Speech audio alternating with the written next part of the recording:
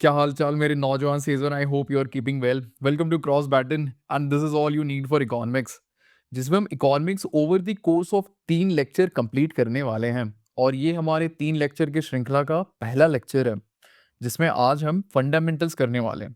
ठीक है, fundamentals of micro economics. तो जल्दी से डिलीवरेबल्स देख लेते हैं कि आज का हमारा आउटकम या फिर टारगेट क्या होने वाला है। सबसे पहले हम लोग पीवाईक्यू एनालिसिस करेंगे पिछले 10 से 15 साल का। और ये सिर्फ सीडीएस के लिए नहीं है, यूपीएससी से रिलेवेंट जितने भी एग्जाम्स हैं उनके बेसिस पे मैंने सारे पीवाईक्यूज लिए हैं। अगर कोई टॉपिक डिमांड करता है कि हाँ यार उसमें थोड़ा सा एक्स्ट्रा 10% एक्स्ट्रा नॉलेज होना ही चाहिए to be secure and once and for all सारी तैयारी हो जाए, इसलिए मैंने थोड़ा सा सीएसए के भी सवाल लिए हैं और उसी के साथ सीएपीएफ के हैं एंड एनडीए तो है ही। ठीक है, तो ये कुछ आपके क्वेश्चंस हैं, अच्छे से इनको एनालाइज करेंगे। एनालाइज करने के बाद इन्हीं के साथ हम लोग थीम एक्सट्रैक्ट करेंगे और थीम के हिसाब से ही हम सारी पढ़ाई करेंगे। ठीक है, तो पीवाईक्यू फोकस सारी पढ़ाई होने वाली है। पीवाईक्यूज में जो भी रेलेवेंट थीम आती है, जो भी चीज़ें हमें ज़रूरी एग्जाम के लिए जानना, वो सारी चीज़ें करेंगे। उससे 10% एक्स्ट्रा ही जाके हम सारे हीट मैप को बनाएंगे। हाँ है क्या? चलिए, तो थीम एक्सट्रैक्ट करने के बाद जो टॉपिक मिलते हैं, सबसे उनमें से सबसे पहला जो टॉपिक हम लेने वाले हैं that is fundamental of micro economics. और फंडामेंटल्स में भी सबसे पहले हम लेने वाले हैं national income accounting. National income accounting के बाद हम लेंगे एक्सचेंज रेट करने वाले हैं, उसके बाद इन्फ्लेशन लेंगे। इन्फ्लेशन के बाद हम लोग कम से कम 10 से 15 ना 15 से 20 सवाल कुछ मैंने लिए पीवाईक्यूज, उसको भी अच्छे से सॉल्व करते चलेंगे। इससे रिलेवेंट जितनी भी कोर्स कंटेंट है, जितनी भी चीज़ें हमें जाननी इंपॉर्टेंट है, साथ ही साथ में कवर करते चलेंगे। चलिए फिर स्टार्ट करें। ऑलराइट, हाँ, स्टार्ट करने से पहले एक चीज़ जो मैं आपको बताना चाहता हूँ दैट इज ये है हमारा ड्राइव लिंक। इस ड्राइव लिंक पे इस ड्राइव लिंक पे आपको जाना है। जब आप ड्राइव लिंक पे जाओगे, वैसे मैं टेलीग्राम भी डाल दूंगा, टेलीग्राम पे भी आपको मिल जाएगा। ठीक है, तो इस ड्राइव लिंक पे आप जब जाओगे तो वहाँ पे आपको 2 प्रकार के नोट्स मिलेंगे। One is annotated PDF and another is unannotated PDF. इसी के ये जो नोट्स हैं आपके, इसी के आपके एनोटेटेड और अनएनोटेटेड मिलेंगे। ठीक है, तो आपको क्या करना है, अनएनोटेटेड वर्जन को आपको डाउनलोड करना है और डाउनलोड करने के बाद साथ में लेकर के बैठना है और जो भी एनोटेशन कराई जा रही है उसे साथ में आप करते चलेंगे। कोई भी नया एग्जाम्पल दिया जा रहा है उसे साथ में नोट डाउन करते चलेंगे। कोई न्यू एक्सप्लेनेशन होती है, कोई स्टैटिस्टिक्स दी जा रही है, या फिर जो भी चीज़ें आपके समझने के लिए इंपॉर्टेंट है वो सारी चीज़ें आप साथ में लिखते हुए चलोगे।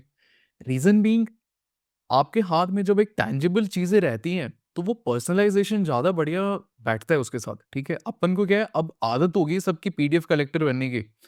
कोई कुछ भी करवा रहा है, "सर पीडीएफ दे दो, पीडीएफ मैं सेव करके किसी ऐसे तहखाने में रखूँगा कि पता नहीं मेरा पेपर ही निकल जाए उस पीडीएफ से।" है ना? तो वो नहीं करना है। साथ में जब चीज़ें कराई जाती है, तो लिखते चलेंगे सारी चीज़ें। ऑलराइट, तो आई होप यहाँ तक चीज़ें क्लियर हैं।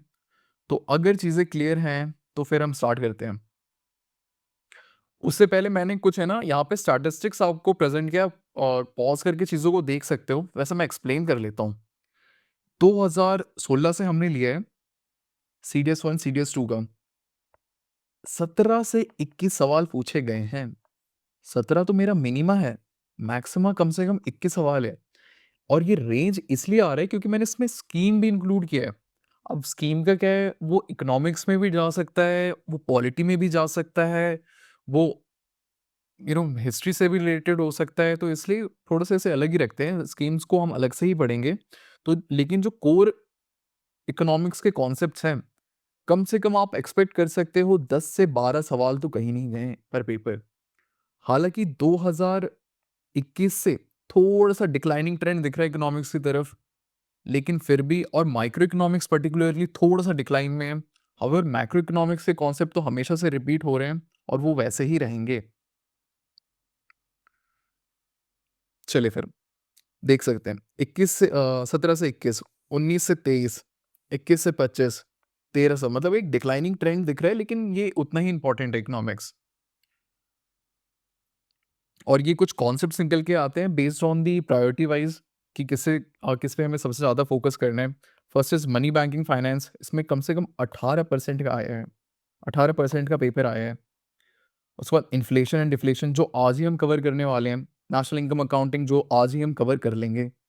उसके पास बजट एंड ये इंडियन इकोनॉमी आने वाला है, जो कि होगा हमारा थर्ड लेक्चर। फिर मॉनेटरी पॉलिसी, ये सेकंड लेक्चर में कंप्लीट हो जाएगा। All right.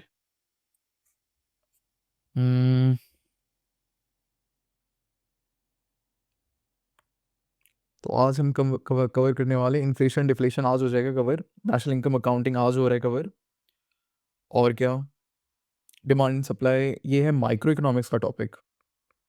इसके लिए मैं अलग से लेक्चर लूँगा, एक लेक्चर। ये है थर्ड लेक्चर में कंप्लीट होगा ये एक्सटर्नल सेक्टर थर्ड लेक्चर में। तो आज इतने टॉपिक हमारे कवर हो जाएगा। Alright. So before we start with the lecture itself, सबसे पहले हम एनालिसिस कर लेते हैं, थीम निकाल लेते हैं कि कितना पढ़ना है और कैसे पढ़ना है चीज़ों को। हाँ है क्या? Alright. So, which one of the following is a good statistics to evaluate when an economy stand in a financial cycle? यानी ये मेरा सवाल नेशनल इनकम अकाउंटिंग का है, तो ये टॉपिक एक इंपॉर्टेंट हो जाता है। While calculating the consumer price index, housing as an item is classified as inflation indices. ये एक टॉपिक है जो कि इंपॉर्टेंट हो जाता है, हमें मतलब ये कवर करना है। Level of per capita GDP depends upon which of the following? ठीक है, proportion of population in working age, then work participation rate, per worker productivity, ये हमारा नेशनल इनकम अकाउंटिंग का टॉपिक है। Which one of the following statement is not correct for national income accounting? Again national income accounting का सवाल है। Which of the following statement is or are correct? Inflation indices का सवाल है ये, inflation indices का सवाल। ईयर ऑन ईयर, ये स्टैटिस्टिकल, ये इंडेक्स नंबर के ऊपर एक क्वेश्चन आया है जो कि हम कवर करने वाले, आज ही कवर हो जाएगा ये हमारा। कोर इन्फ्लेशन, इन्फ्लेशन से रिलेटेड चीज़ें। ये एक्सचेंज रेट के ऊपर सवाल है। एक्सचेंज रेट में हम क्या क्या पढ़ते हैं? परचेजिंग पावर पैरिटी वाली exchange rate, nominal exchange rate पढ़ेंगे, फिर रियल एक्सचेंज रेट पढ़ेंगे। इसी से मिलते जुलते एक और टॉपिक आता है, that is REER, real effective exchange rate, नीर, वो भी आज ही कंप्लीट हो जाएगा। आगे क्या है ये? अगेन इन्फ्लेशन डिफ्लेशन से कोर कॉन्सेप्ट पे सवाल। फिर माइक्रो इकोनॉमिक्स, आज माइक्रो तो नहीं होगा पर ये सिंस बेसिक सा सवाल है रिलेटेड टू आज का टॉपिक, तो इसलिए इसमें मैंने डाल दिया है, कवर कर लेंगे, कोई दिक्कत नहीं है। Devaluation of currency will be more beneficial if, again exchange rate के ऊपर सवाल है ये। Which of the following equals personal disposable income in national income accounting? ये क्वेश्चन रिपीट है पिछले क्वेश्चन के साथ। Alright. Consider the following statement with respect to performance of the merchandise export of India. Exchange rate के ऊपर सवाल है ये। ऑलराइट, ये सेम है, इसे डिलीट कर देते हैं। हम्म, चलिए, तो एनालिसिस करने के बाद हमें पता चल रहा है कि कौन कौन से टॉपिक इंपॉर्टेंट है। उसी के हिसाब से मैंने ये कोर्स कंटेंट आज का जमाया है और उसी के हिसाब से हम ये पढ़ने वाले हैं। ठीक है, तो कॉपी पेन लेके बैठेंगे, जो भी चीज़ें कराई जा रही हैं साथ में करते जाएंगे, कोई फॉर्मूला दिया जा रहा है तो साथ में लिखते जाएंगे। इससे क्या है, आप अच्छे से याद कर पाओगे चीज़ों को, इंटरैक्ट करोगे लेक्चर के साथ, तब मज़ा है। ऐसे तो यार आप ब्रॉडकास्ट एज अ नेटफ्लिक्स देखोगे तो फिर दिक्कत वाली बात है। हाँ है क्या? चलिए स्टार्ट करते हैं ना।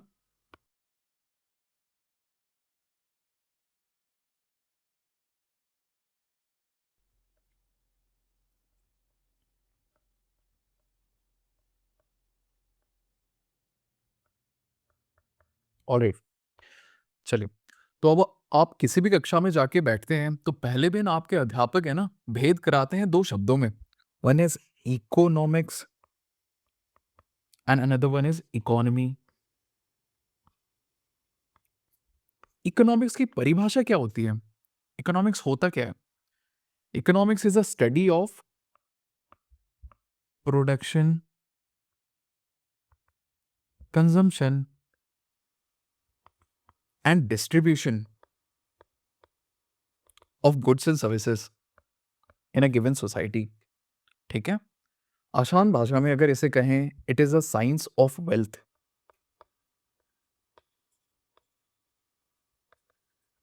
और ये जो लाइन है ना, ये साइंस ऑफ वेल्थ किसने डेवलप करी थी? एडम स्मिथ नाम के एक हस्ती हुए थे इन 1776। इन्होंने एक किताब लिखी थी नेम्ड वेल्थ ऑफ नेशन,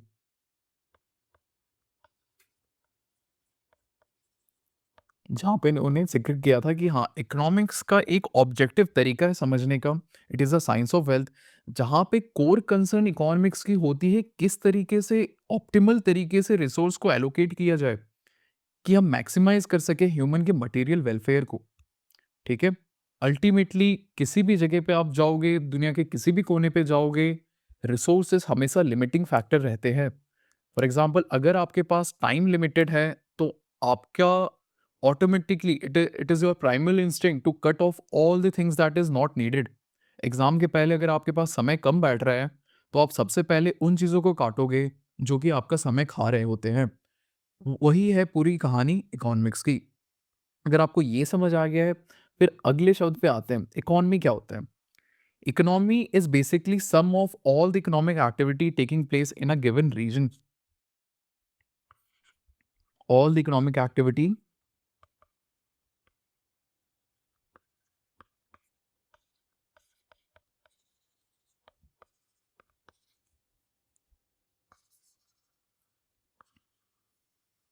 तो अगर मैं कहूँ वेस्ट बंगाल इकोनॉमी, तो ये क्या होगा? All the economic activity taking place in West Bengal. अगर मैं कहूँ धारावीज इकोनॉमी, तो वो क्या होगा? All the economic activity taking place in Dharavi. ठीक है, आई होप यहाँ तक चीज़ें क्लियर है। ये है बेसिक्स ऑफ इकोनॉमी। अब जब आप आगे बढ़ते हो, यार इसी, हाँ जी, अब आप जब आगे बढ़ते हो तो इकोनॉमिक्स है ना, दो शब्दों में, दो सब टॉपिक में बढ़ जाता है। One is micro and one is macro economics.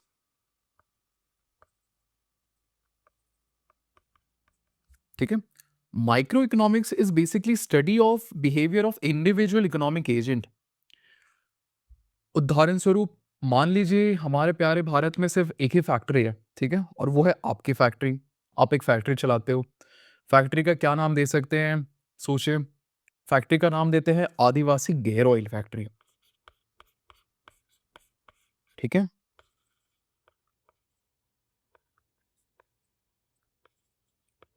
अब इस फैक्ट्री में आपने मान लो 5 एम्प्लॉय भी रखे हैं, और आप 5 एम्प्लॉय को सैलरी देते हो, वेज देते हो, ये मिल करके, ये 5 एम्प्लॉय मिल करके कुछ आउटपुट प्रोड्यूस करते हैं, आउटपुट ऑफ द फर्म। ठीक है, तो जो छोटे-छोटे इंडिविजुअल चीज़ें आप देख रहे होते हो, दिनचर्या, कंपनी चलाने की जो छोटी-छोटी चीज़ें हो रही होती हैं, जैसे जीएसटी फाइलिंग होनी है, किस तरीके से आउटपुट को मैक्सिमाइज़ किया जा सके, क्या किस तरीके से मार्केटिंग होनी चाहिए, प्रोडक्ट, पैकेजिंग, जो भी चीज़ें रहती हैं, वो हम माइक्रो इकोनॉमिक्स में डील करते हैं। अब imagine salary of an employ, इसको मैं इंटीग्रेट कर दूँ, तो ये मुझे क्या देगा? नेशनल इनकम देगा। ठीक है? दुनिया के सारे लोग जो मेहनत कर रहे हैं, उनकी सैलरीज़ को मैं इंटीग्रेट कर दूँ, सॉरी दुनिया के नहीं, इंडिया के जितने भी लोग हैं, उनकी सैलरीज़ को अगर मैं इंटीग्रेट कर दूँ, तो क्या वही होगा मेरा नेशनल इनकम? हाँ, है क्या? Similarly output of the firm, अगर इंडिया के जितनी भी फर्म हैं, उनके आउटपुट को मैं इंटीग्रेट कर दूँ, उनको मैं बेसिकली ऐड करता जाऊँ, फर्म 1, फर्म 2, फर्म 3, जितनी वो आउटपुट निकाल रहे हैं, उनको मैं ऐड करता जाऊँगा, क्या वही होगा मेरा जीडीपी? हाँ, है क्या? मतलब मैक्रो इकोनॉमिक्स में हम बड़ी-बड़ी बातें करते हैं, ठीक है? बड़ी-बड़ी बातें, वड़ा पाव खाते हैं।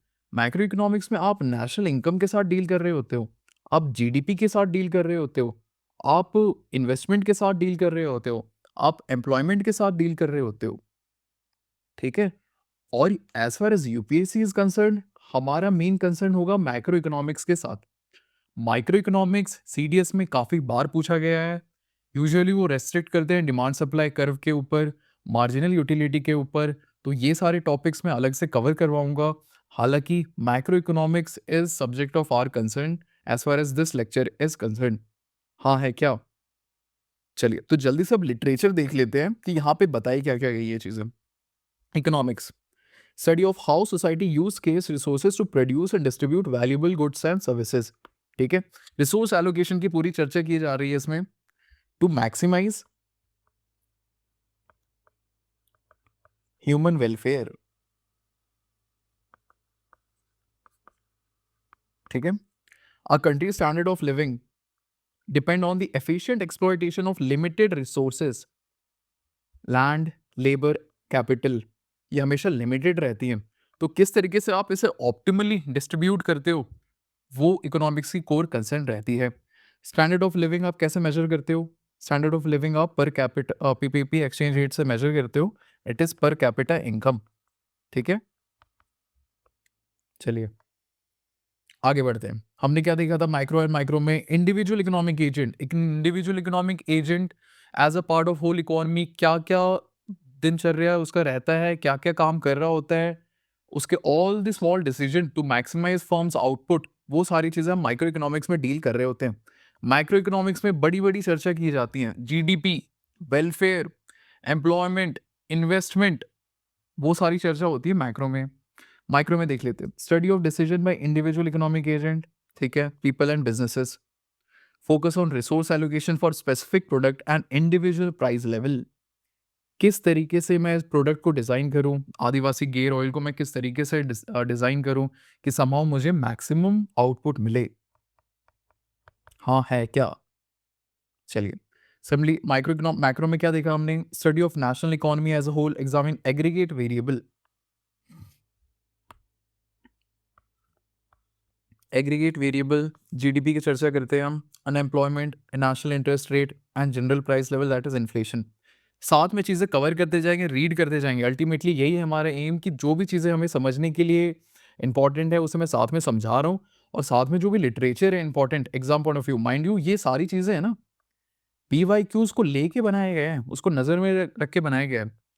ये सारी चीज़ें कहीं न कहीं, कभी न कभी पूछी गई हैं। पिछले 10 से 12 साल के सवाल आप उठा के देख लेना, ये सारी चीज़ें पूछी गई हैं ऑलरेडी।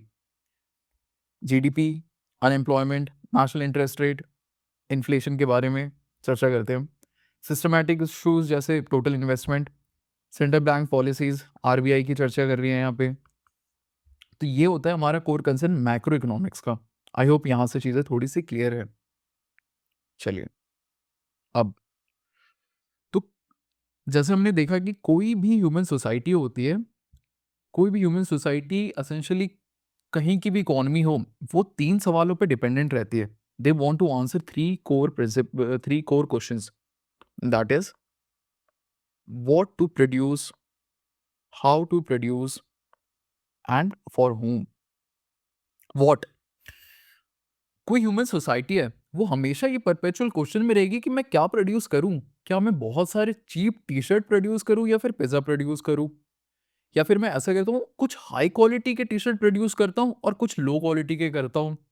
या फिर मैं पिज़्ज़ा नहीं, ऐसा करता हूँ वो खाना प्रोड्यूस करता हूँ जो कि मैक्सिमम मेरे को है ना वो न्यूट्रिशन मुझे प्रोवाइड करे।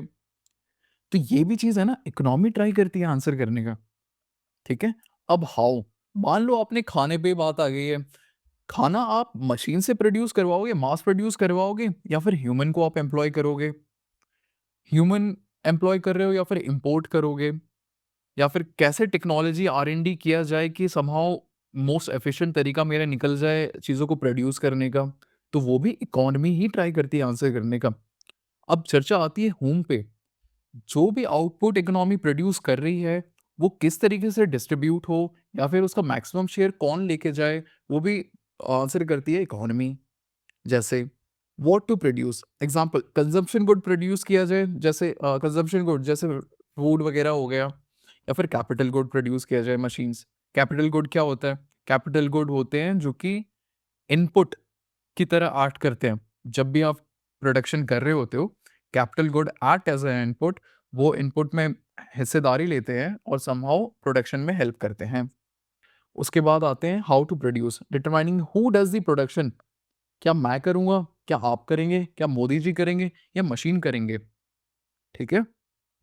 What resources are used and which technique are employed, example आप ह्यूमन लेबर को एम्प्लॉय करोगे या रोबोट को एम्प्लॉय करोगे।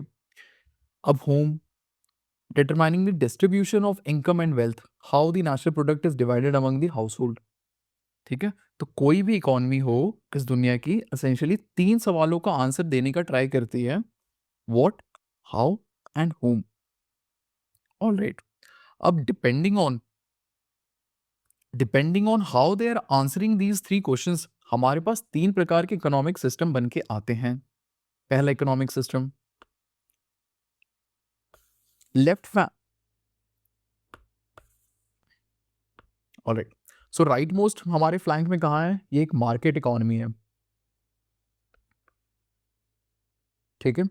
जहाँ पे क्या कहते हैं, डिमांड एंड सप्लाई के बेसिस पे चीज़ें डिसाइड होती हैं कि किस तरीके से फंक्शन करेंगी, कि क्या कहते हैं, try to answer what, how and whom based on the demand and supply के प्रिंसिपल्स। फिर आता है हमारी कमांड इकोनॉमी। कमांड इकोनॉमी में गवर्नमेंट के पास होती है means of production, government decide करती है क्या प्रोड्यूस करना है, किसके लिए प्रोड्यूस करना है, या फिर जो भी आउटपुट प्रोड्यूस हुआ है उसे कैसे डिस्ट्रीब्यूट किया जाए। फॉर एग्जाम्पल कौन डिसाइड करता है कि एक बावर्ची को कम पैसे मिलने चाहिए वर्सेस एक न्यूरोसर्जन। तो all of these answers are provided by economy. For example market economy, any market economy, वो कैसे आंसर करेगी इस 3 सवालों का, what, they will try to produce those goods जो कि सबसे ज्यादा प्रॉफिट उनको जनरेट करके दे। By what mean, by the means which is most efficient, जिनमें सबसे ज्यादा कम खर्चे पड़े। और कैसे डिस्ट्रीब्यूट करेंगे आउटपुट को, डिपेंडिंग ऑन किसने कितनी वैल्यू प्रोवाइड करी है, जो भी आउटपुट निकल रहा है वो उस बेसिस पे डिस्ट्रीब्यूट होगा। So this is market economy. इसी का ठीक विपरीत आता है गवर्नमेंट इकोनॉमी। गवर्नमेंट इकोनॉमी में क्या होता है, कमांड इकोनॉमी, कमांड इकोनॉमी में क्या होता है, गवर्नमेंट ओन करती है means of production, government decide करती है क्या प्रोड्यूस करना है, कैसे डिस्ट्रीब्यूट करना है। और इन दोनों को अगर आप मिला लो तो हमारे पास मिलता है mixed economy. Mixed economy example होता है इंडिया, ठीक है, जिसमें गवर्नमेंट और प्राइवेट सेक्टर मिलके काम करती है।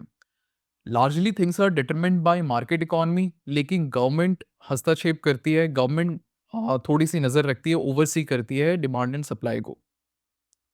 आई होप यहाँ तक चीज़ें क्लियर हैं। चलिए आगे बढ़े। हाँ, अब आते हैं सपोर्ट सेक्टर ऑफ इकोनॉमी पे। चलिए, 4 सेक्टर ऑफ इकोनॉमी, सबसे पहले है हमारे पास प्राइवेट सेक्टर, फिर है गवर्नमेंट सेक्टर, फिर है house hold sector and external sector. Private sector basically इसमें जो एंटरप्राइज की ओनरशिप होती है, this include all the enterprises and firms owned by private individuals. Ownership किसके पास है, इंडिविजुअल के पास है, ठीक है, ग्रुप ऑफ इंडिविजुअल्स। एग्जाम्पल इसका क्या होगा, Reliance Industries, Adani, Adani group, या फिर प्रेस्टीज ग्रुप, ये सारे एग्जाम्पल है प्राइवेट सेक्टर का। Government sector, again this sector encompasses public administration, IAS या फिर civil services, sorry,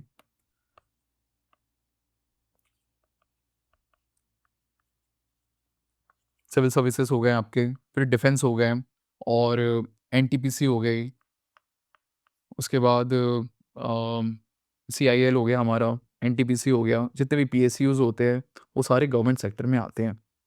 I hope यहाँ तक चीज़ें क्लियर हैं। फिर आते हैं हमारे house hold sector. Household sector, house hold क्या होते हैं, ये ग्रुप ऑफ पीपल हैं जो कि सेम किचन को शेयर कर रहे होते हैं। फॉर एग्जाम्पल आपकी फैमिली में 5 मेंबर्स हैं, वो 5 member will be counted as household. Netflix का एग्जाम्पल लेता हूँ, जैसे नेटफ्लिक्स में आप पासवर्ड शेयर तो कर सकते हो, एक अकाउंट को शेयर कर सकते हो, लेकिन उन्होंने एक कैप लगा रखा है कि सेम वाईफाई से कनेक्टेड होने चाहिए। मतलब वो ऐसा सपोज करके चल रहे हैं कि हाँ ये लोग सेम हाउस होल्ड के हैं, तो एक ही जगह पे रह रहे हैं और एक ही वाईफाई से कनेक्शन लेके यूज करते हैं। तो सेम है, हाउस होल्ड का कॉन्सेप्ट वहां पे भी अप्लाई हो रहा है, ठीक है,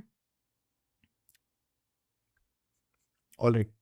तो ये हाउस होल्ड सेक्टर मेरे लिए इंपॉर्टेंट, हमारे लिए इंपॉर्टेंट इसलिए हो जाता है क्योंकि हाउस होल्ड सेक्टर ही है जो कि 4 factor of production, 4 factor of input provide करता है।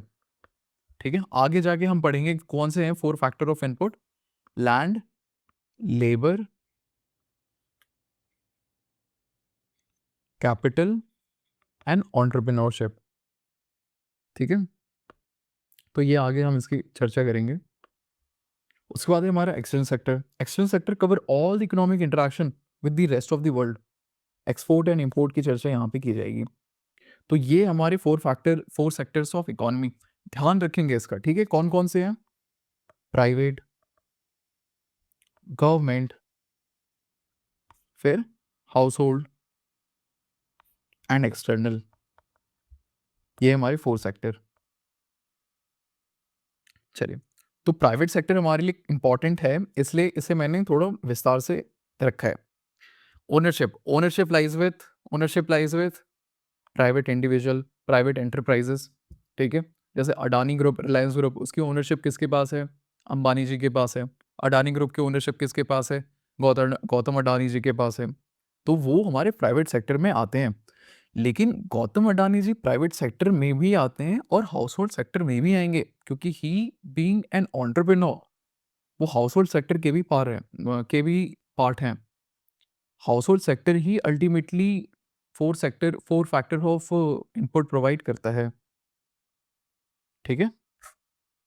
अब 4 फैक्टर ऑफ इनपुट देख लेते हैं कौन कौन से हैं। To produce any output and enterprise require 4 broad categories of input. कौन कौन से? Each factor receive a specific factor payment in return. सबसे पहले एंटरप्रेन्योर। एंटरप्रेन्योर कौन होते हैं? इनका रोल होता है they take risk and they start any business. ठीक है? ये अपने बिजनेस एक्यूमेन को अप्लाई करते हैं किसी भी बिजनेस में और आउटपुट प्रोड्यूस करते हैं। ठीक है? Action, they bring capital, labour and natural resources together into an enterprise and they receive profit in return. अब इसने मेहनत करी है तो उसको कुछ तो चाहिए होगा ना। लोग फ्री फोकट में काम नहीं करते हैं, there is nothing called free lunch. तो ये मेहनत करता है, अपने बिजनेस एक्यूमेन को अप्लाई करता है और प्रॉफिट ले जाता है। सिमिलरली कैपिटल, डेफिनेशन क्या है? It refers strictly to the physical capital. आज के टाइम में कैपिटल बहुत प्रकार के हो जाते हैं। इंटैंजिबल भी हो सकता है, इंटैंजिबल भी हो सकता है। Human capital, intellectual capital. Similarly और कैसे हो सकते हैं? Financial capital. हाउएवर जब हम इकोनॉमी की चर्चा कर रहे होते हैं तो हमारी चर्चा रेस्ट्रिक्ट होगी फिजिकल कैपिटल तक, मशीनरी एंड इक्विपमेंट। ठीक है? Distinction, it is differentiated from the financial capital, it is not related to money और इंटेलेक्चुअल कैपिटल। हमारी चर्चा होगी प्योरली फिजिकल कैपिटल पे। अब आप कैपिटल एम्प्लॉय करते हो एंड उसके बदले में जो फैक्टर इनकम ये कमाते हैं वो होता है रिसीव इंटरेस्ट।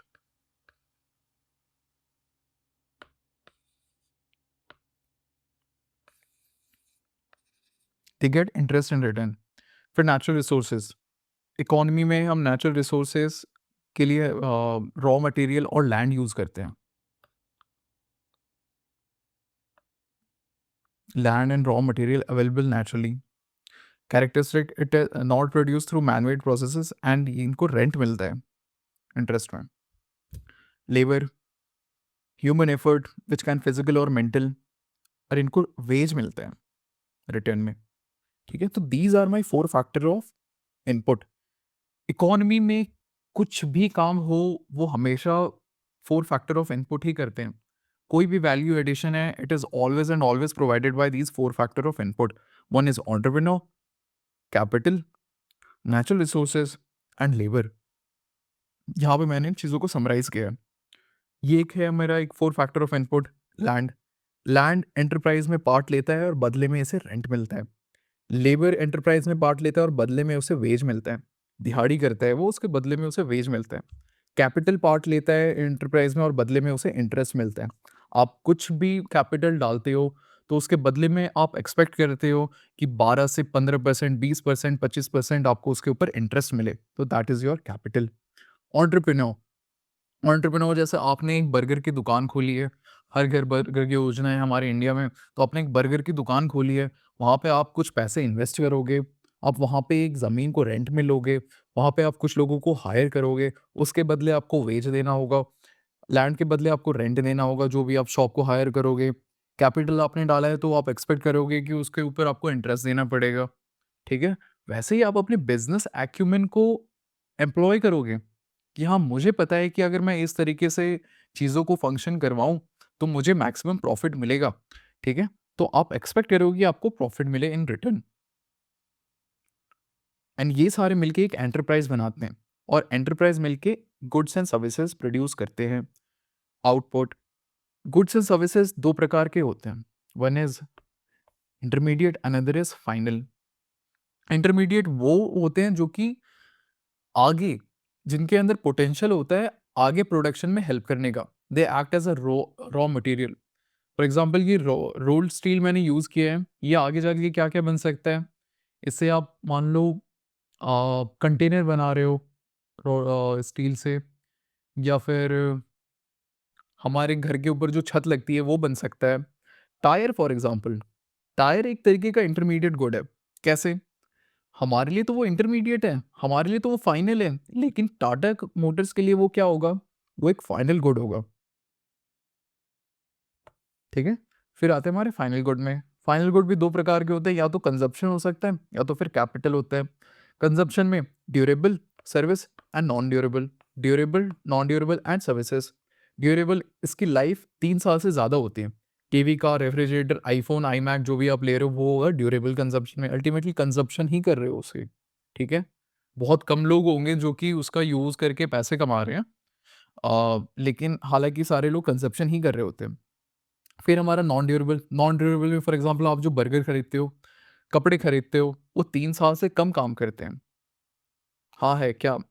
फिर सर्विसेज़, जो आप कोर्सेज़ खरीदते हो, आप किसी कोचिंग में नाम लिखाते हो, तो वो सर्विसेज़ में आता है। फिर आते हैं हमारे capital. Capital, tractor for example एक कैपिटल गुड है। कैसे? कैसे कैपिटल गुड है? सोचो, सोचो।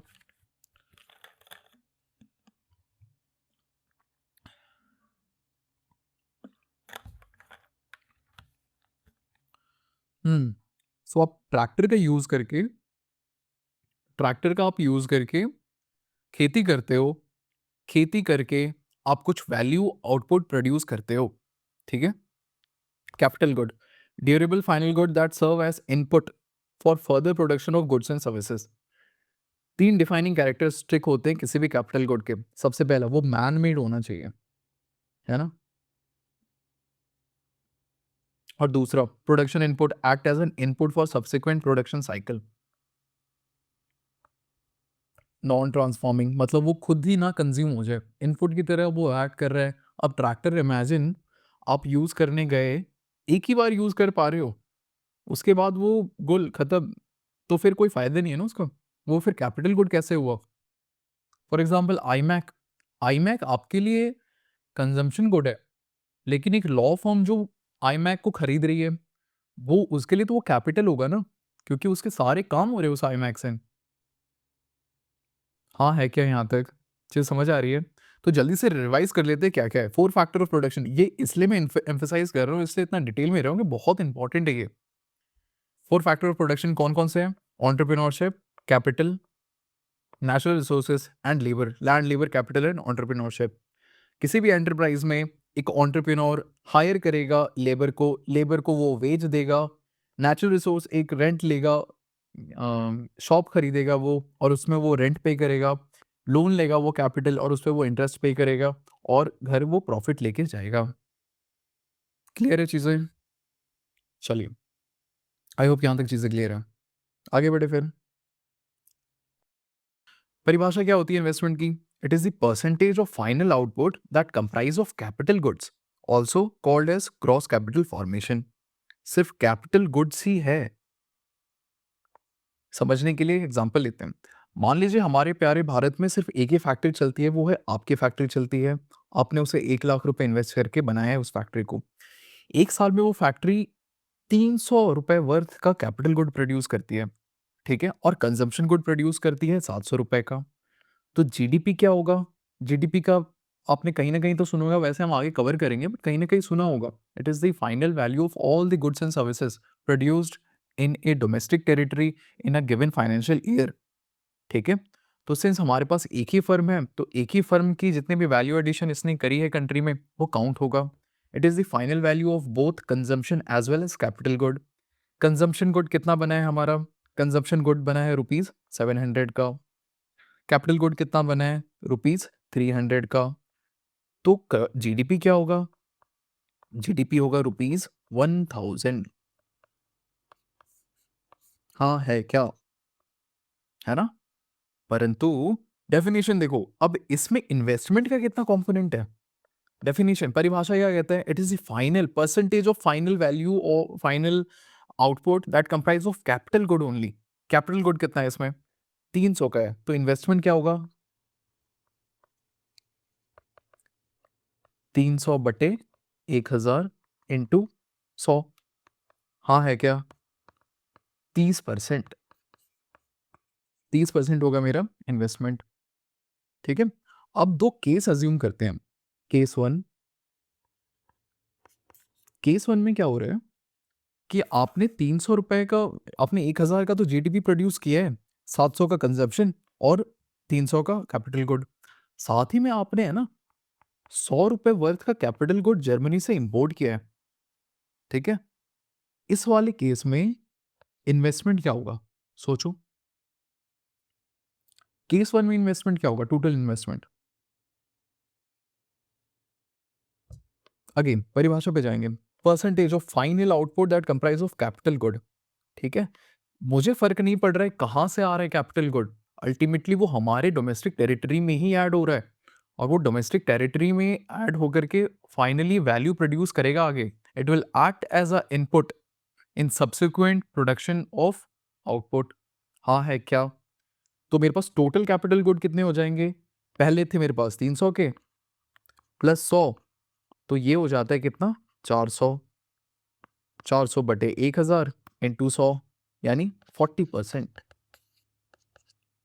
हाँ है क्या? अब इसी के साथ एक और लेते हैं केस। पेज कम पड़ रहा है। केस वन देख लिया हमने। केस वन में क्या हो रहा है? इंपोर्ट हो रहा था ₹100 वर्थ का कैपिटल गुड। अब केस टू में क्या हो रहा है? केस टू में आप है ना इंपोर्ट के साथ साथ एक्सपोर्ट भी कर रहे हो। ठीक है, आपने मान लीजिए 40 रुपए का एक्सपोर्ट कर दिया है, तो आपने 40 रुपए वर्थ का रुपीज को एक्सपोर्ट कर दिया। अब जो नेट होगा ना, वही होगा हमारा इन्वेस्टमेंट।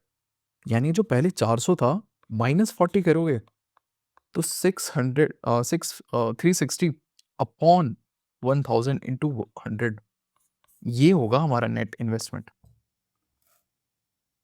क्या क्लियर है क्या यहाँ तक? ठीक है, तो ये होता है हमारा इन्वेस्टमेंट। कितने प्रकार के इन्वेस्टमेंट होते हैं? Gross investment and net investment. Gross investment क्या होता है? It is the total value of all the physical capital good produced in an economy during a year including imported capital good. क्या यही है हमारा केस वन? क्या यही है हमारा केस वन? हमने इंपोर्ट भी करा है ना, तो ये था हमारा केस वन। नेट इन्वेस्टमेंट क्या होता है? ये है हमारा case two. Gross investment minus the depreciation, wear and tear. Now gross and net है ना, एक कॉन्सेप्ट होता है, इसे मैं आगे एक्सप्लेन करूंगा। अभी आप बस मान के सुन के चलो। ग्रॉस इन्वेस्टमेंट होते हैं, नेट इन्वेस्टमेंट होते हैं। नाउ जेंटलमैन, एक बात है कि कैपिटल फॉर्मेशन के ना स्टेजेस होते हैं, जिसमें पहला स्टेज होता है सेविंग करना। आप जब चीजों को सेव करोगे तभी तो आप इन्वेस्ट करोगे, है ना? तो हमारे वो सेविंग होता है। सेविंग का एक फॉर्मूला होता है, saving equals to disposable income minus the consumption, Y D minus C. What is Y D? Disposable income. C is consumption. जिसमें हाउस होल्ड का, सेविंग में हाउस होल्ड का कॉन्ट्रीब्यूशन अराउंड 60% होता है, प्राइवेट सेक्टर का 35% और पब्लिक सेक्टर का 5%। यानी private sector and public sector they are considered as borrower. ठीक है, तो अब जो ये सेविंग आई है, आप जो पैसे सेव करते हो, इमेजिन 1 लाख रुपए आपने सेव किया, आप घर पे तो सेव नहीं करोगे, आप उसे जाके डिपॉज़िट करोगे किसी बैंक में। अब आप किसी एक फाइनेंशियल चैनल में उसे जाके मोबिलाइज़ कर रहे हो। ये जो बैंक है, वो क्या करते हैं? Mobilisation of saving via different financial institutions. अब ये जो सेविंग्स है अल्टीमेटली कोई इसे बोरो करेगा, एक प्राइवेट फर्म है जो इसे बोरो करेगी, उस बोरोड मनी के साथ वो एक फैक्ट्री चलाएँगे, जिसमें कैपिटल गुड्स आएँगे और वो कैपिटल गुड्स को यूज़ करके फाइनली एक आउटपुट प्रोड्यूस हो रहा है, ठीक है? तो ये होता है हमारा last stage of investment formation, ठीक है? Stages of capital formation that is investment. इसमें आप ग्रॉस कैपिटल फॉर्मेशन करते हो, ठीक है? ये एक और डेफिनेशन ले लिया है मैंने इन्वेस्टमेंट का। It is the portion of output spent in increasing physical stock of the country. ठीक है, ये भी यूज़ हुआ है सीएसई के एक एग्ज़ाम में, सीएसई की प्रीलिम्स आई गेस 2019 में ये स्टेटमेंट यूज़ हुआ था, इसलिए मैंने यहाँ पे डाल दिया। क्लियर है? अब मेरे पास 2 केसेस बनते हैं। क्लोज़्ड इकोनॉमी में सेविंग्स कैसे होती है और ओपन इकोनॉमी में कैसे होती है? क्लोज़्ड इकोनॉमी में आप जितने पैसे सेव करते हो, वो सारे का सारा इन्वेस्ट हो जाता है।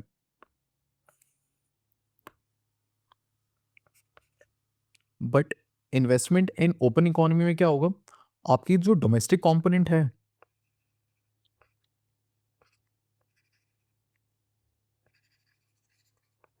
प्लस नेट कैपिटल इनफ्लो, ठीक है? ये क्या है? फ्लिपकार्ट को एक्वायर किया वॉलमार्ट ने। वॉलमार्ट ने जो पैसे डाले हैं, that will be counted as FDI and FPI. तो नेट कैपिटल इनफ्लो क्या है? FDI and FPI. बाहर से आने वाले कै पैसे जो कि यूज़ होते हैं इन्वेस्टमेंट में, जो कि यूज़ होते हैं कैपिटल फॉर्मेशन में, फिजिकल स्टॉक इंक्रीज़ करने में, उसे हम कहेंगे इकोनॉमी में फिर वो वैसे काम करती है। इन्वेस्टमेंट इन ओपन इकोनॉमी में इन्वेस्टमेंट इस तरीके से काम करता है। क्या क्लियर है? चलिए आगे बढ़ें। अब कितने कंपोनेंट होते हैं इन्वेस्टमेंट के? पहला है हमारा fixed investment, expenditure on physical stock जैसे कैपिटल गुड है एक। उसके बाद valuables, gold and silver and raw material जो कि अनसोल्ड इन्वेंटरीज होते हैं, वो भी इन्वेस्टमेंट में काउंट होते हैं। क्लियर है? अब आते हैं नेशनल इनकम अकाउंटिंग पे। ये एक इंपॉर्टेंट टॉपिक है, ध्यान से सुनिएगा इसे। एक नया पेज ले लेते हैं।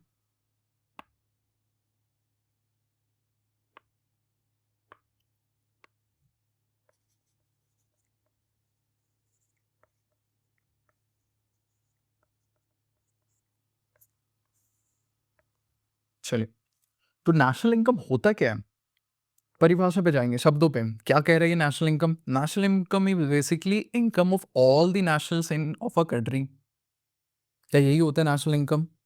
हमने देखा था माइक्रो और मैक्रो इकोनॉमिक्स में, जब हम डिफरेंशिएट कर रहे थे, जब आप इंटीग्रेट कर देते हो सैलरी ऑफ एन एम्प्लॉय, तो हमें क्या मिलता है? वो नेशनल इनकम मिलता है। अब दूसरा सवाल आता है कि हम नेशनल इनकम मेजर करते ही क्यों हैं? नीड क्या है नेशनल इनकम मेजर करने की? तो सबसे पहला जो नीड है, why do we measure national income? सबसे पहला, it is to formulate developmental programme. जब हमें पता ही नहीं होगा कि नीड क्या है, अभी कितना ज़्यादा हमें प्रोग्रेस करना है, जीडीपी का क्या रेट चल रहा है, तो हम डेवलपमेंट प्रोग्राम कैसे ही फॉर्मुलेट करेंगे? ठीक है, तो सबसे पहले क्या होता है? Formulation of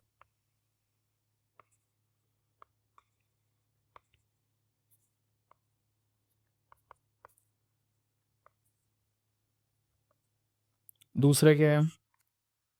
to track the effectiveness of development programme. आप इसे ट्रैक भी करोगे तो उसके लिए मेजर करना ज़रूरी होता है। उसके बाद साइज़ को एस्टिमेट करना।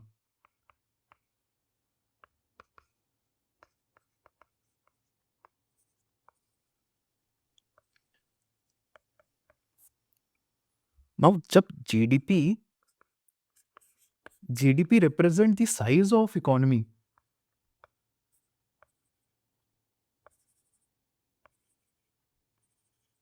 है ना? And growth in GDP represent कि किस रेट से बढ़ रहा है।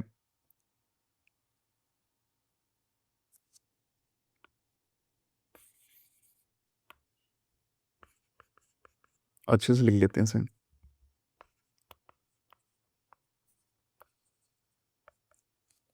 नेशनल इनकम या फिर जीडीपी का ग्रोथ रिप्रेजेंट इकोनॉमिक ग्रोथ।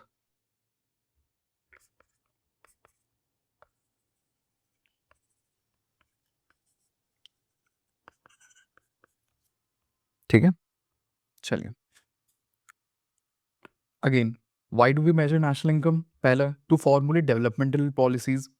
दूसरा है track the progress of developmental programmes. तीसरा, estimate the size of economy. कैसे? जीडीपी क्या रिप्रेजेंट करता है? What is the size of economy? GDP का बढ़ना या नेशनल इनकम का बढ़ना क्या रिप्रेजेंट करता है? इकोनॉमिक ग्रोथ को रिप्रेजेंट करता है। सिमिलरली एक और कॉन्सेप्ट आता है पर कैपिटा इनकम। वो क्या रिफ्लेक्ट करता है? वो स्टैंडर्ड ऑफ लिविंग को रिप्रेजेंट करता है। लिख देता हूँ यहाँ पे।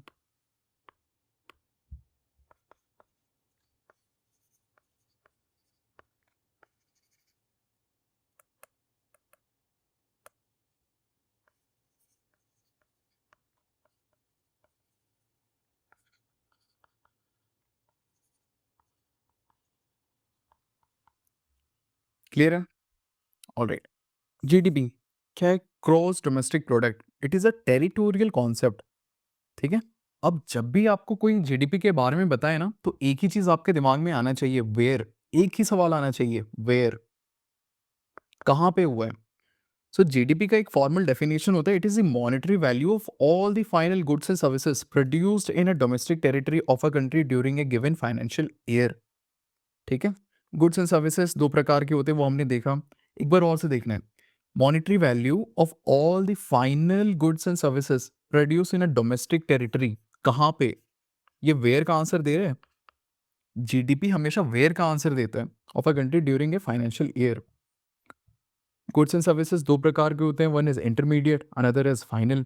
इंटरमीडिएट हमने देखा था जो कि यूज होता है as a input in production process, used to produce, spelling गलत हो गई है, to other final goods. Example raw material एक इंटरमीडिएट गुड होता है हमारा। It is not included in GDP and national income. क्यों?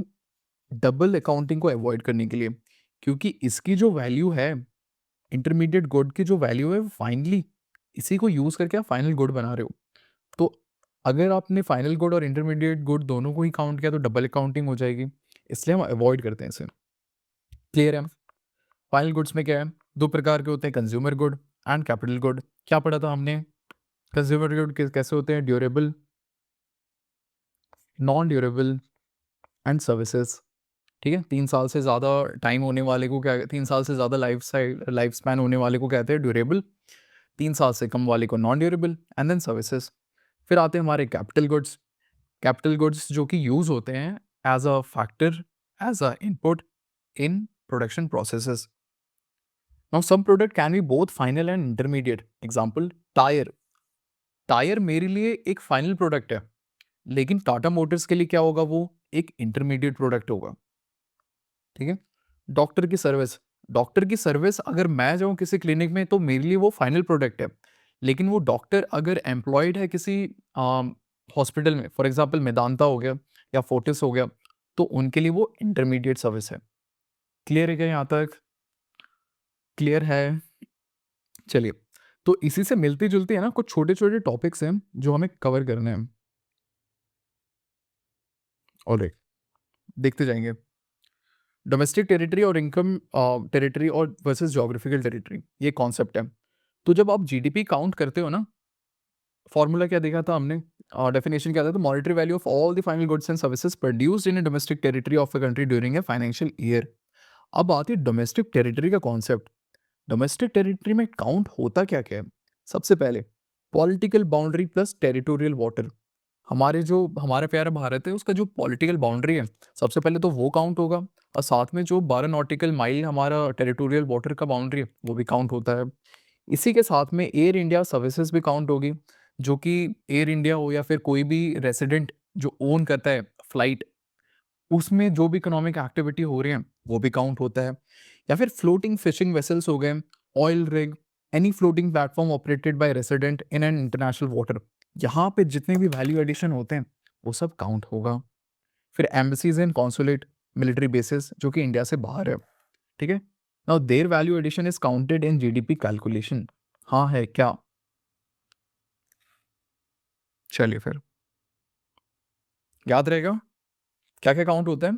वन इज पॉलिटिकल बाउंड्री, दूसरा है जो कि शिप्स हो गए हमारे या फिर एयरक्राफ्ट हो गए, उसके अंदर जो कि which is owned by Indian, उसमें होने वाले इकोनॉमिक एक्टिविटी वो भी काउंट होगा। फिर fishing vessels and oil rig, ये भी काउंट होता है। उसके बाद एम्बेसीज या कॉन्सुलेट, कॉन्सुलेट क्या होता है? एक कल्चरल सेंटर होता है। एम्बेसीज तो है हमारे डिप्लोमेटिक सेंटर जो कि हम लोग जो इंडिया के इंटरेस्ट को सेफगार्ड करने के लिए दूसरे कंट्री में स्टैब्लिश करते हैं। फिर कॉन्सुलेट होता है कल्चरल सेंटर, मिलता जुलता है एम्बेसी से, तो उसमें जितने भी इकोनॉमिक एक्टिविटी हो रहे हैं वो भी काउंट होगा डोमेस्टिक टेरिटरी में। हाँ है क्या? इनमें होने वाले जितनी भी इकोनॉमिक एक्टिविटी हैं वो हमारे जीडीपी में काउंट होता है। आई होप चीजें क्लियर है थोड़ी सी।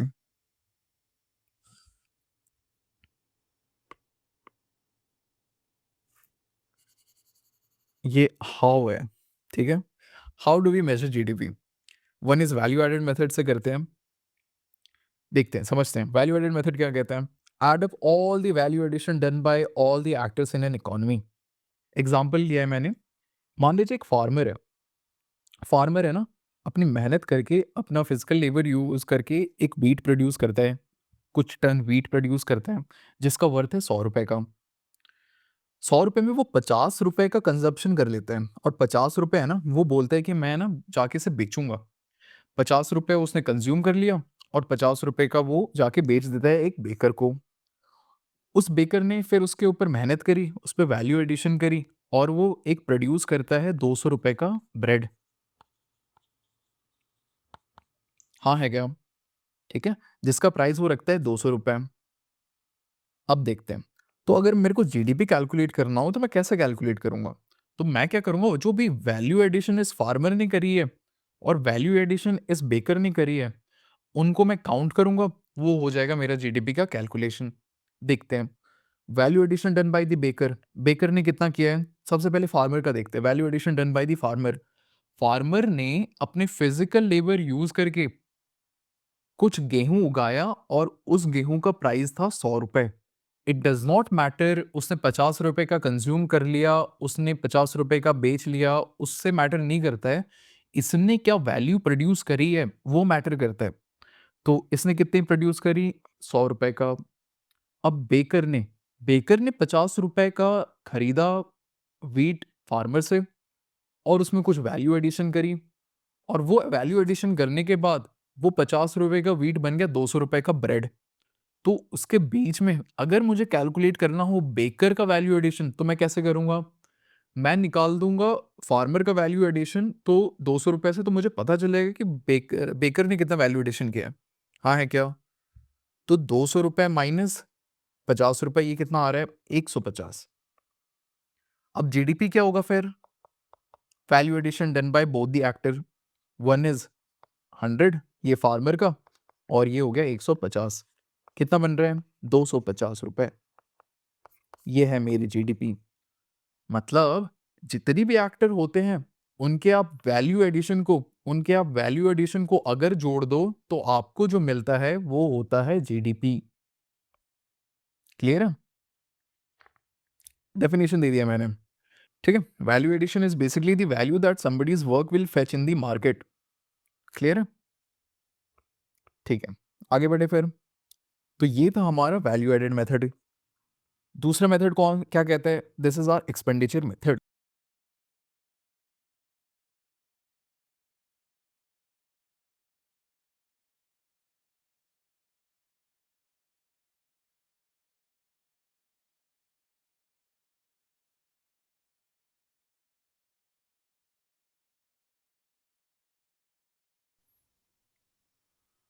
ऑलराइट, सो नेक्स्ट स्टेप है हमारा expenditure method.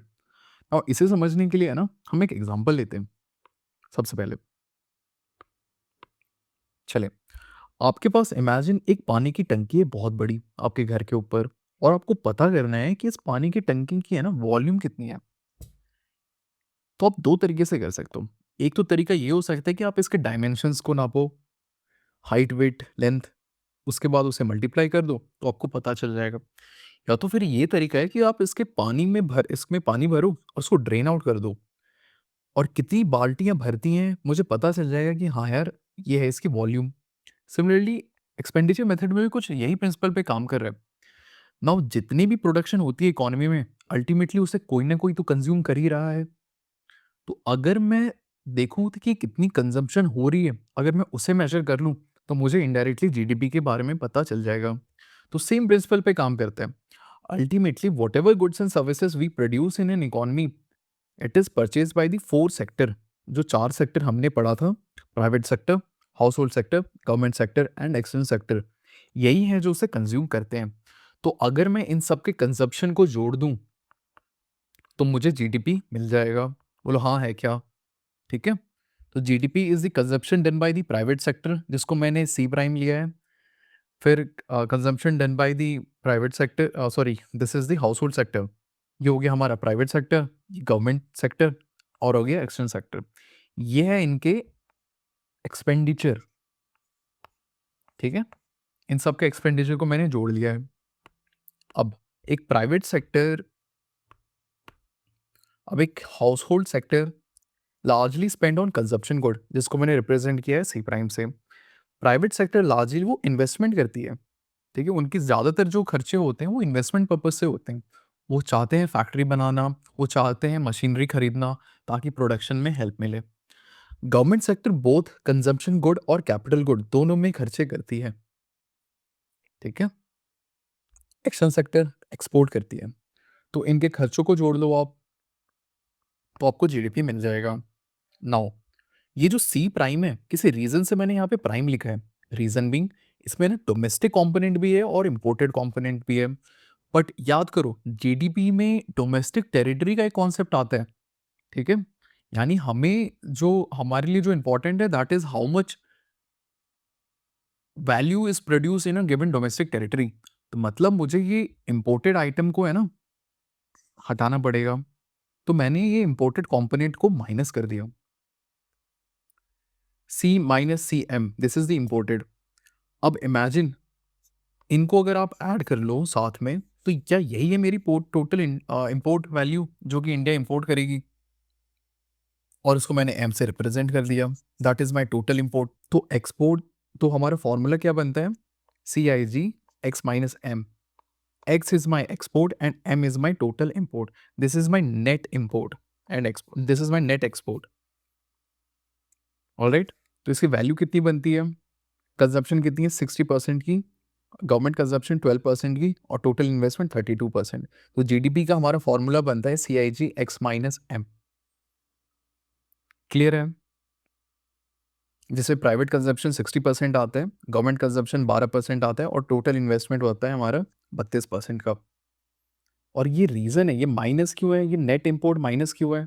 It is because हम लोग इंपोर्ट ज़्यादा करते हैं देन एक्सपोर्ट। ठीक है, इसी रीज़न से यहाँ पे माइनस साइन दिया है।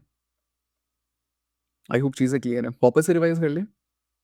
ठीक है, तो यहाँ पे हमने सबसे पहले हम एक्सपेंडिचर कैलकुलेट कर रहे हैं, सारे सेक्टर मिलके कितना एक्सपेंडिचर करते हैं। ऑलराइट, हाउस होल्ड सेक्टर किसमें करती है एक्सपेंडिचर? कंजम्पशन गुड में करती है। प्राइवेट सेक्टर इन्वेस्टमेंट में एक्सपेंडिचर करती है। गवर्नमेंट किसमें करती है? Both consumption and capital. And external sector किसमें करती है? एक्सपोर्ट में करती है। तो जीडीपी कैलकुलेट करने के लिए मैं सबके एक्सपेंडिचर को काउंट कर लूंगा, मुझे जीडीपी मिल जाएगा। ठीक है, तो इस सी प्राइम इसलिए है क्योंकि इसमें डोमेस्टिक कंपोनेंट भी है और इम्पोर्टेड कंपोनेंट है। मेरा एम है सिर्फ डोमेस्टिक कंपोनेंट रखना और इम्पोर्टेड कंपोनेंट को माइनस कर देना। तो हम उसे माइनस कर देंगे, माइनस माइनस माइनस। अब ध्यान दो, अगर मैं ये इंपोर्टेड कंपोनेंट को जोड़ दूं तो मुझे मिलेगा total import by a country. हाँ है क्या? टोटल इंपोर्ट यही होगा मेरा फिर। तो फॉर्मूला बनता है C I G X minus M. M is my total import. तो ये था तरीका एक्सपेंडिचर कैलकुलेट करने का, ये था तरीका जीडीपी कैलकुलेट करने का by the means of expenditure method. ठीक है, एक अगला है इनकम मेथड। ये बहुत ही आसान है। जैसे एक्सपेंडिचर हमने देखा, वैसे यहाँ पे क्या कर रहे हो आप? इनकम के तरीके से कैलकुलेट करने की कोशिश कर रहे हो। हमने देखा था there are 4 factor of production, land, labour, capital and entrepreneurship. Land क्या कमाता है? लैंड कमाता है रेंट, इंटरेस्ट कमाता है, कैपिटल क्या कमाता है? इंटरेस्ट कमाता है, लेबर क्या कमाता है? वेज कमाता है, वेज, इंटरेस्ट एंड प्रॉफिट। तो अगर आप इन्हें जोड़ दो तो यही मुझे जीडीपी देगा क्या? सोचो।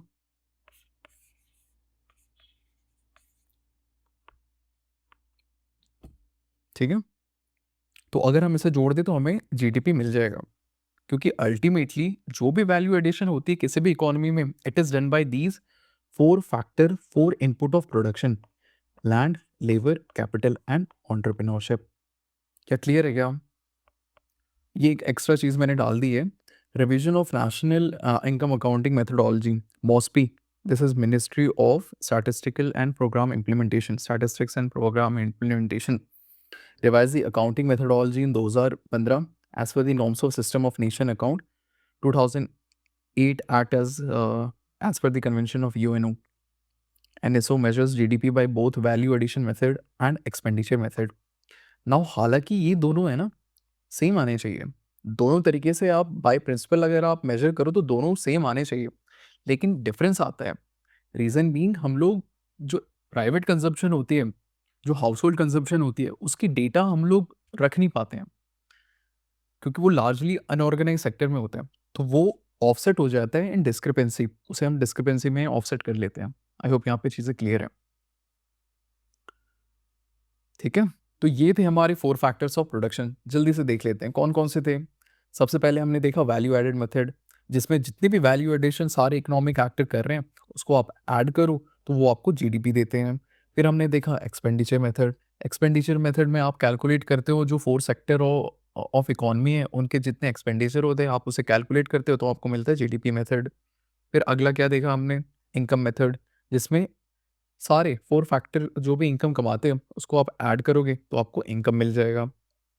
क्लियर है यहाँ तक? और यहाँ पे हमने देखा कैसे रिवीजन हो गया है। इंडिया कैसे कैलकुलेट करती है? GDP by value addition and expenditure method से। आई होप चीज़ें क्लियर हैं।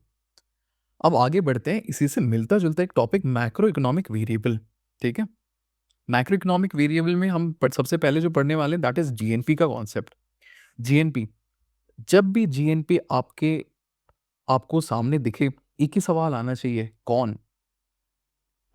ठीक है, हु। तो जीएनपी हमेशा हु का आंसर देता है। वैल्यू एडिशन करी, किसने करी? जीडीपी किसका आंसर देता था? वेयर का आंसर देता था। वैल्यू एडिशन हुई है, कहां हुई है? जीएनपी किसका आंसर देगा? हु का आंसर देगा। ठीक है, it is a non territorial concept. जल्दी से देख लेते हैं।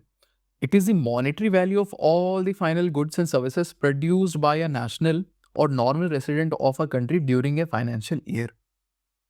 ठीक है, सेम नेशनल के बारे में बात की जा रही है, रेसिडेंट एंड नेशनल। ठीक है, नो ये हमारा प्यारा भारत, यहाँ पे हैं हमारे अडानी जी जो कि इंडिया के रेसिडेंट हैं, और इंडिया में ही आके अमेजोन कंपनी जो कि which is owned by Jeff Bezos, वो भी काम करती है। फिर हमारे नीरव मोदी जी, नीरव मोदी जी बहुत ही इज्जतदार आदमी हैं, वो इंडिया का नाम रोशन करते हैं बाहर जा कर के, और वहाँ पे अपनी कंपनियाँ चला रहे हैं और वैल्यू एडिशन दे रहे हैं हमारी इंडियन इकोनॉमी में। ठीक है, चलिए फिर, तो जीडीपी अगर मुझे कैलकुलेट करने कोई बोले तो जीडीपी क्या क्या जीडीपी में कैसे करूँगा? Value addition done by A and value addition done by C. क्यों? जीडीपी मुझे किसका आंसर देता है? वेयर का। कहाँ हुआ है वैल्यू एडिशन? ठीक है, तो ए प्लस सी करूंगा। जीएनपी का क्या करूंगा फिर? जीएनपी मुझे किसका आंसर देता है? हु। ठीक है, तो रेसिडेंट, सिर्फ रेसिडेंट के वैल्यू एडिशन इसमें काउंट होते हैं, तो हमारे अडानी जी काउंट होंगे और नीरव मोदी जी काउंट होंगे। ए प्लस बी। क्या क्लियर हुआ? आराम से 30 सेकंड लो, पढ़ो और देखो क्या किया गया है यहाँ पे। अडानी जी हमारे रेसिडेंट है, नीरव मोदी हमारे रेसिडेंट है, इंडियन रेसिडेंट है वो, लेकिन जेफ बेजोस इंडियन रेसिडेंट नहीं है।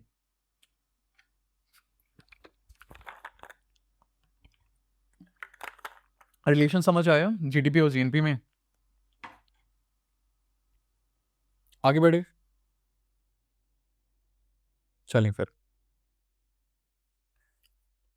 देखो यहाँ पे मैंने समराइज कर दिया। जीडीपी मतलब जस्ट चेक टेरिटरी, ये आंसर मुझे किसका देगा? वेयर। जीएनपी में जस्ट चेक नेशनल, किसने काम किया, वैल्यू एडिशन किसने किया है। ठीक है, एक फॉर्मूला जो इससे बन के आता है, that is GNP equals to GDP plus net factor income from abroad. मतलब एनएफआई क्या होगा? अब net factor income from abroad, India में जो वैल्यू एडिशन करी है वो जेफ बेजोस ने करी है, और यूके में जो वैल्यू एडिशन करी है वो नीरव मोदी जी ने करी है। अल्टीमेटली नीरव मोदी जी का मन किया इंडिया में आने का, तो जब मैं जीएनपी कैलकुलेट करूंगा तो मैं इसे ऑफसेट करूंगा, सी को मैं ऑफसेट करूंगा, जो भी इन्होंने पैसे कमाए हैं उसको मैं माइनस करना चाहूंगा। तो value addition done by B minus value addition done by C, ये होगा मेरा NFIA, net factor income from abroad. क्या क्लियर है? ये एनएफआईए का कॉन्सेप्ट समझ आया? ठीक है, तो जीएनपी क्या होगा? GDP plus NFIA, it is a net factor income from abroad. यार ये इनकम है, सॉरी।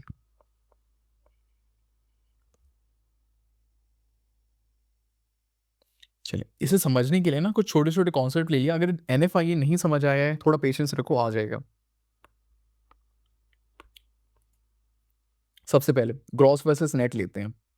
नेट क्या होता है, ग्रॉस क्या होता है? ग्रॉस हमेशा ज्यादा होता है नेट से। ठीक है, एक ही कॉन्सेप्ट लेते हैं, ग्रॉस हमेशा ज्यादा होता है नेट से। नेट होता है कि यार कट कुटा के जो बचता है उसको हम नेट कहते हैं। समझने के लिए सिंपल एग्जांपल लेते हैं। मान लीजिए आपने एक फोटोकॉपी मशीन ली है, जो कि आपने 1 लाख में ली थी। ठीक है, आपने 1 साल बढ़िया उसका यूज किया, और 1 साल के बाद आप चाहते हो उसे मार्केट में बेचना।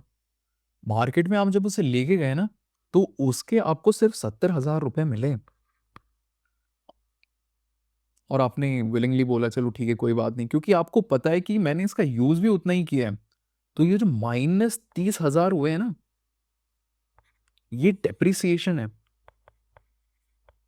आपने जो यूज किया है फोटोकॉपी मशीन का, उसमें वेयर एंड टेयर हुआ है, और उस वेयर एंड टेयर की वजह से होने वाली डेप्रिसिएशन को हम उस वेयर एंड टेयर के होने की वजह से जो लॉस होता है उसे हम डेप्रिसिएशन कहते हैं।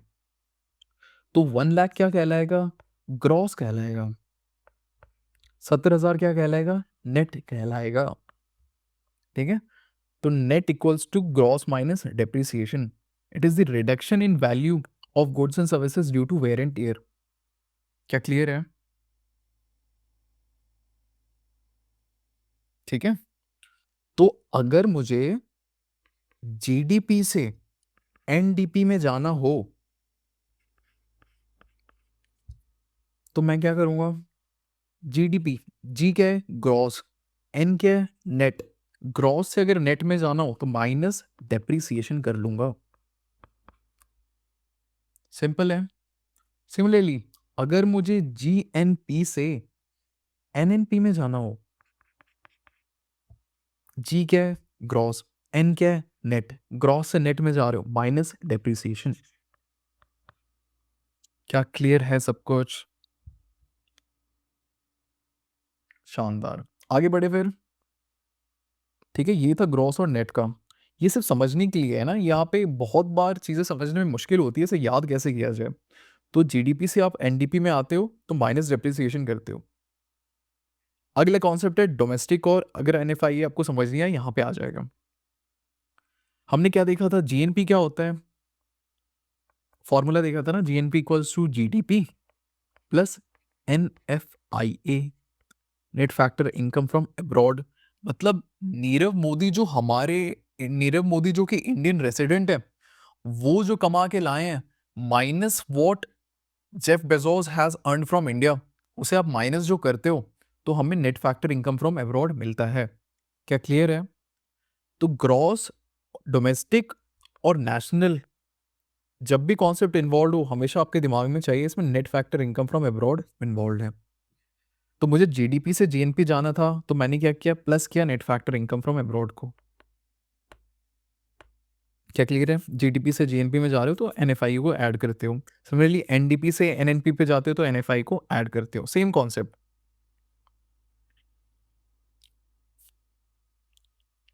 चलिए फिर अगला कॉन्सेप्ट जो आता है दैट इज फैक्टर कॉस्ट और मार्केट प्राइस में डिफरेंशिएट करने का। फैक्टर कॉस्ट, फैक्टर कॉस्ट क्या होता है? फैक्टर कॉस्ट मतलब आपने इमेजिन बर्गर की दुकान खोली है, बर्गर की दुकान खोली है, उसमें आपने कुछ एम्प्लॉय रखे हैं, एम्प्लॉय में आपको एम्प्लॉय को वेज देना पड़ रहा है, ठीक है? एम्प्लॉय को आपको वेज देना पड़ रहा है, आपने जो शॉप रेंट किया है उसमें आपको रेंट पे करना पड़ रहा है, सिमिलरली आपने जो लोन लिया है उसमें आपको इंटरेस्ट पे करना है, फिर आप कुछ प्रॉफिट भी रखते हो अपने बिजनेस एक्यूमेन, अपने नॉलेज के बदले। तो इनको जब आप ऐड करोगे तो आपको जो मिलता है वो मिलता है फैक्टर इनकम। समझ रहे हो? यानी फैक्टर कॉस्ट क्या है? It is the cost incurred on factors. Now imagine आप ये जो आपने जो ये बर्गर बनाया, आप इसे दुकान में लेके जाते हो, आप इसे मार्केट लेके जाते हो, वहां पे खड़ी है निर्मला ताई। निर्मला ताई ने बोला कि ऐसे कैसे, तुम मेरी टेरिटरी में सामान बेच रहे हो तो मुझे भी कट चाहिए, ठीक है? तो इमेजिन अगर आपके 100 रुपए का फैक्टर कॉस्ट बना था तो वो बोल रही है मुझे 10 टका चाहिए, तो अब क्या होगा? आपको 10 रुपए इसमें एक्स्ट्रा पे करने पड़ेंगे और ultimately it will be borne by home, the final consumer. अभी आपने जो बर्गर बनाया है वो मैं मार्केट में लेने जाऊंगा तो मुझे 110 रुपए का पड़ेगा, जिसमें 100 रुपए तो फैक्टर कॉस्ट होंगे, 100 रुपए तो आपके पास जाएगा और 10 रुपए कहाँ जाएगा?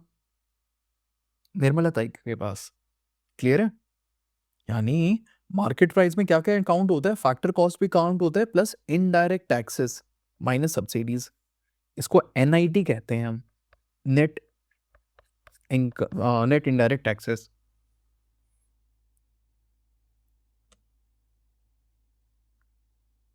ठीक है, ये फॉर्मूला ध्यान रखेंगे। ऑलराइट, अब सिमिलरली वही सेम कॉन्सेप्ट है, जीडीपी एट मार्केट प्राइस क्या होगा? GDP at factor cost plus NIT.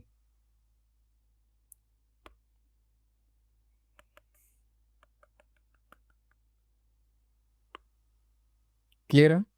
Since January 2015 we calculate GDP at market price rather than at factor cost. चलिए आगे बढ़ें। अब करंट प्राइस और कॉस्टेड प्राइस का एक और कॉन्सेप्ट आता है, फोर्थ कॉन्सेप्ट। करंट प्राइस हमेशा प्रीवेलिंग ईयर के प्राइस को हम करंट प्राइस कहते हैं और बेस ईयर के प्राइस को हम कहेंगे कांस्टेंट प्राइस। अब बेस की ईयर क्या होता है ये समझना हमें जरूरी है, ठीक है? तो जीडीपी आप जब कैलकुलेट करते हो या कोई भी इंडेक्स आप कैलकुलेट करते हो, इन्फ्लेशन हो गया या कुछ भी कैलकुलेट करते हो, तो आप हमेशा ये सोच के करते हो ना, अगर वो बढ़ रहा है घट रहा है तो हमेशा किसी के रिस्पेक्ट में बढ़ता घटता है, किसी के रिलेटिव वो बढ़ रहा है घट रहा है। तो वहां पे एक कॉन्सेप्ट आता है, एक रेफरेंस ईयर आपको मान के चलना पड़ेगा। कौन सा ईयर 2015 से इतना बढ़ा है, इतना टका बढ़ा है, इतना टका कम हुआ है, तो एक रेफरेंस ईयर आप मान के चलते हो।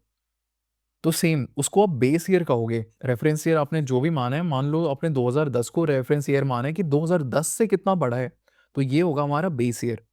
और इस उस ईयर में जो प्राइस चल रहा था उसको हम कहेंगे कांस्टेंट प्राइस। क्लियर है? तो जीडीपी एट करंट प्राइस कहलाता है नॉमिनल जीडीपी और जीडीपी एट कांस्टेंट प्राइस कहलाता है रियल जीडीपी। कांस्टेंट प्राइस कौन सा है? बेस ईयर में रहने वाला प्राइस, बेस ईयर में जो प्राइस था उसे हम कांस्टेंट प्राइस कहते हैं। क्लियर है?